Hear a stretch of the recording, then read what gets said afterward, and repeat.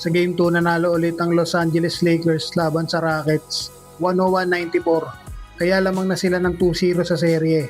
Ang pinaka nangyari sa laban, napigilan nila si Kevin Durant sa second half. Malakas ang simula ni Durant, naka 20 points siya agad sa first half pa lang.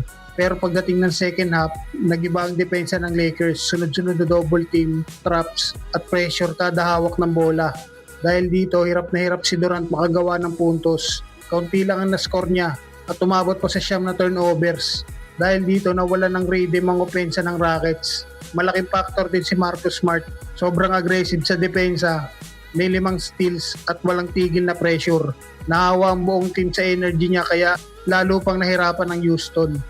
Habang si Lebron steady lang sa buong laro, kontrolado niya ang takbo ng laban at nagbibigay ng tamang plays para sa team. Sa side ng Rockets, kulang ang ginawa ni Alperen Sengun kahit may 20 points at 11 rebounds siya. Marami siyang namintis na dapat ay naipasok. Dagdag pa, hirap din ang ibang role players ng Houston. Kulang ang ambag nila, lalo na sa outside shooting. Samantala ang Lakers naman ay may solid na suporta mula kina Luke Kennard at Marcus Smart. Malaki ang naitulong nila sa scoring lalo na sa 3-point shooting. Sa kabuuan, mas lamang ang Lakers sa depensa at shooting. Merong 40% shooting ang Lakers sa 3-point area habang 24% lang ang sa Houston Rockets. At napilit nila ang Houston sa 15 turnovers at meron pang 6 na steals. Kahit lamang ang Rockets sa rebounds at second chance points, hindi nila ito na-convert sa panalo. Sa ngayon, lilipat ang series sa Houston. Pero kung walang pagbabago sa laro ng Rockets, lalo na sa suporta kay Durant, posibleng mahirapan silang makabawi sa Lakers. Samantala, nakabawi ang Philadelphia sa Game 2 matapos talunin ng Boston Celtics 111-97 at naitabla ang series sa 1-1. Sa Game 1, tambak ang Philadelphia dahil sa sobrang pangit na shooting. Pero sa Game 2, ibang team ang lumabas, mas agresibo, mas kumpiyansa at masanda. Breakout performance si BJ Edgecombe sa second playoff game niya. Nagpakita agad siya ng composure na parang veterano.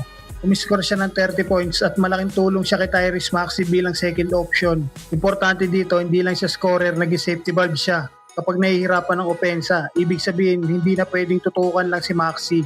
Samantala si Tyrese Maxey naman ay naging consistent pa rin. Siya ang nagko-control ng tempo ng laro. May 29 points at 9 assists. At siya ang nagkikreate ng majority ng opensa ng Philadelphia lalo na sa pick and roll at drive and kick plays.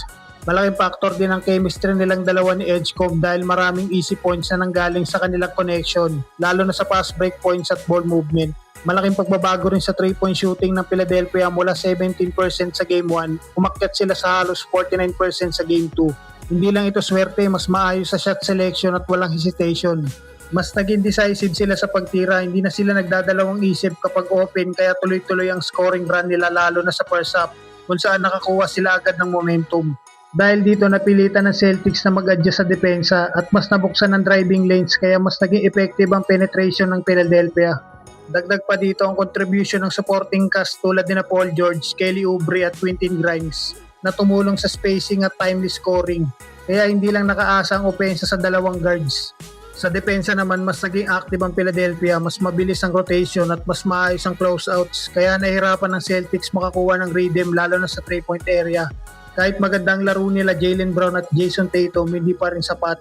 Si Brown may 36 points at si Tatum halos triple-double pero kulang pa rin ang suporta at hindi nila napigilan ng backcourt ng Sixers. Sa kabuuan, nanalo ang Philadelphia dahil sa elite guard play, efficient, 3-point shooting, mas magandang ball movement at mas solid na depensa. Kung magpapatuloy ang ganitong laro ng Philadelphia lalo na ang performance ng kanilang backcourt, malaking problema sila para sa Boston sa series na ito at posible pang makuha nila ang momentum papunta sa susunod na mga laro.